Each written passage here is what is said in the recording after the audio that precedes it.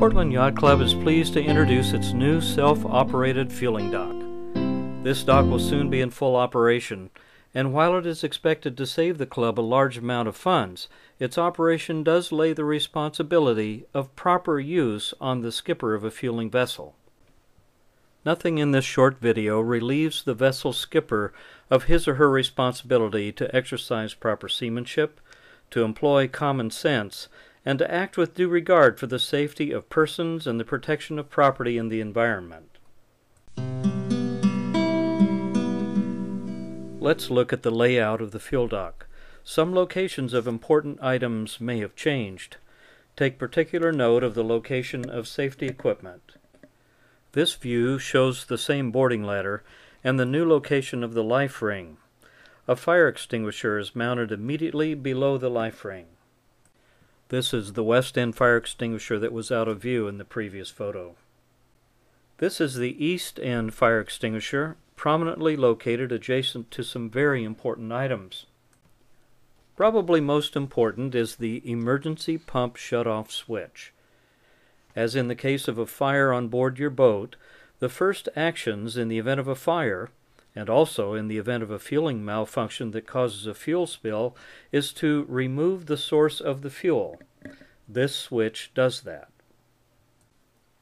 This is the panic button and will soon be upgraded and connected to PYC's alarm company. At the moment it merely rings a bell in the clubhouse. However, once tied into the alarm system, it will alert that company to seek a cause of the alarm. Problems are much easier to prevent than to solve. This sign warns anyone nearby not to smoke. Skippers are also warned to stop the engine and to shut off any electrical items while fueling.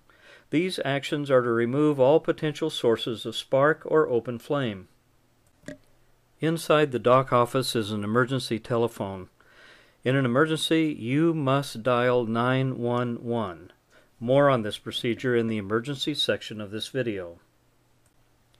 Take particular note of the new numbering system for the fuel pumps.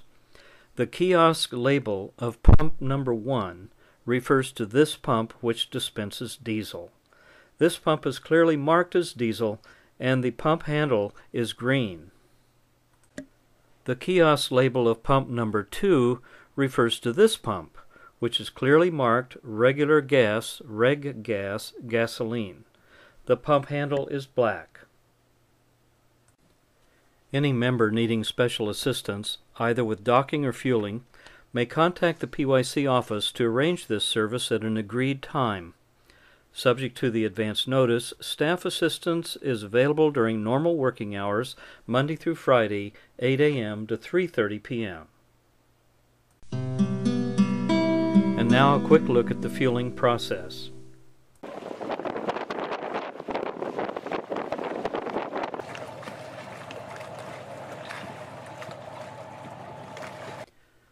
Once you're at the dock, either port side or starboard side too, make sure your boat is well secured.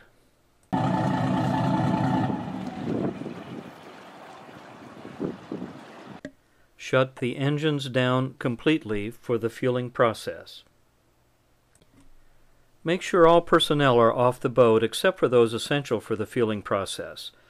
Everyone disembarking on the PYC fuel dock should be wearing their personal flotation devices, the life vests. Children are especially susceptible to accidents on the dock, so they should be kept under short leash, under good control. Prevention is far better than a cure when it comes to fuel spills. Use your vent overflow capture jar, or use ours, which is located in the dock office. The sequence of filling actions may vary among vessels, but the following steps are typical. Open the fuel filler cap. In some cases, it might be better to reposition the fuel hose first before turning the pumps on, but ensure that you're using the correct hose for the fuel you wish to purchase. Go to the kiosk, run your credit card through the reader, and follow the intuitive prompts on the screen. Select the maximum dollar value of your transaction. This is important because this step places a hold on your account for that amount of funds. Select your type of fuel, either diesel or gasoline. Turn the pump on. Begin fueling and monitor the fuel flow to avoid an overflow and consequent spill. Cease fueling and return the hose nozzle to the pump.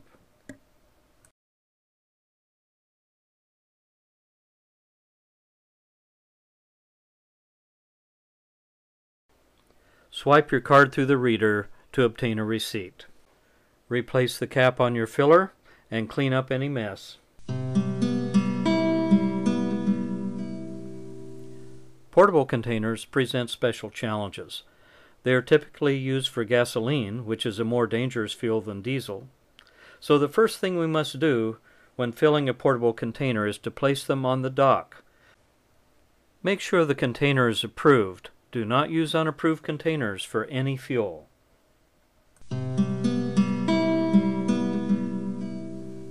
The key element of the transaction process is the kiosk. The kiosk screen displays each step in the transaction. It's fairly intuitive, and it prompts the user through the actions required to select and pay for the fuel. The card reader is where you'll swipe your credit card. The selection keys act kind of like soft keys on a chart plotter. Use them to answer questions posed by the kiosk and to make certain choices. The keypad is where you'll enter your 5-digit PIN number, and also where you'll enter the desired maximum transaction dollar amount. Now let's walk through the screen displays. This is the screen that greets you, and it guides you to insert your card. Swipe the card through. Do you have an assigned PIN? The screen asks. Answer yes or no. A no answer terminates the transaction. Enter your 5-digit PIN number. Enter your maximum desired transaction amount, but beware that this amount will immediately be placed as a hold on your credit card account. Enter your desired pump number. Remember, pump number 1 is diesel and has a green nozzle handle. Pump number 2 is gasoline, and it has a black nozzle handle. All right, we've entered our pump number, in this case, pump number 1 for diesel. Processing, please wait. Approved. Now you can begin fueling. Don't mind us, we'll wait. As a public service, we have placed this photo here to pass the time while we wait for you to complete your fueling. Don't be intimidated by our look. All right then, fueling is complete and the nozzle is restowed at the pump. Simply swipe your card one more time and you'll receive a receipt.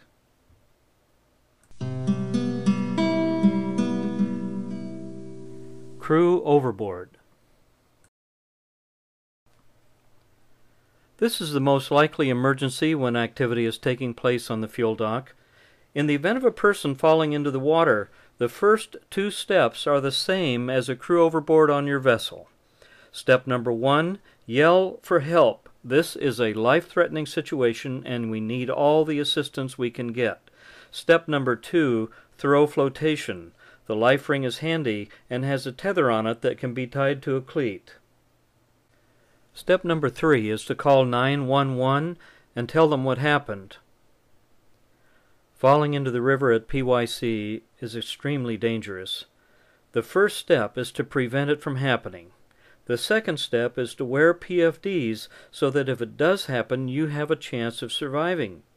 Step 3 is, if able, to reboard the dock using the safety boarding ladder on the fuel dock or the boarding ladder on the dock immediately downstream of the fuel dock as shown in this video. A fire emergency. In the event of a fire on the fuel dock or on your boat while fueling, first shut off the fuel supply using the emergency pump shut-off switch. Then dial 911 on the emergency telephone inside the dock office and tell them fire at Portland Yacht Club, 1241 Northeast Marine Drive. Fire is in the marina at the fuel dock. Informing them of these 2 points clearly and unambiguously will allow them to employ the fireboat for water access along with their land-based fire assets. It will assure the maximum capability response in the least amount of time. If it is safe for you to employ a fire extinguisher, do so. Remember PASS, P-A-S-S. Pull the pin, aim at the base of the fire, squeeze the trigger, and sweep side to side. 2 fire extinguishers are located on the fuel dock. This is the east fire extinguisher, and this is the west fire extinguisher. All persons should vacate the fuel dock and inform club personnel of the fire. When the panic button is operating, this may also be pushed, but this panic button does not obviate the need for you to call 911 on the telephone. Your call to 911 is essential for fast, capable response to a fire.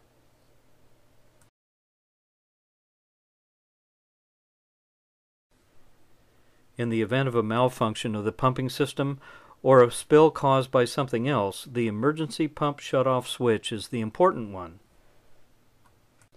Using this switch, shut off the fuel supply first. Use the posted list to call PYC emergency numbers and ask for assistance. Call the dockmaster first, and if unable to contact him, call the club manager. Follow their instructions. If neither can be contacted, you must call the Spill Response Center and report the spill and an estimated volume. They can then take proper action to minimize damage. Use the spill boom and pads as necessary. Located in the dock office are the spill boom and a spill kit. The spill boom is approximately 20 feet long and is made of oil-absorbent foam. It's easy to handle. Typically a spill would make way downstream, in which case the spill boom would typically be tied off to a cleat and brought around the west end or downstream end of your vessel to contain as much of the spill as possible. The spill kit contains a number of large oil-absorbent pads.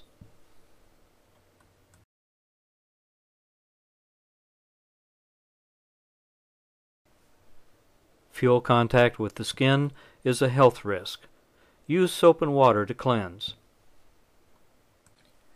As hard as it is to believe, people have been known to swallow gasoline or diesel, usually by accidentally ingesting it while trying to siphon fuel. If ingested, do not induce vomiting. Vomiting may cause chemical pneumonitis. Seek medical attention rapidly. If you have diesel or gasoline contact with the eyes, flush with water for 15 minutes. With the skin, wash exposed areas with soap and water. If ingested, do not induce vomiting. Seek medical attention. If inhaled, seek fresh air, but if not breathing, apply CPR and call 911. Remove gasoline and diesel-soaked clothing. There are a number of other health concerns that apply. Please review the following slides.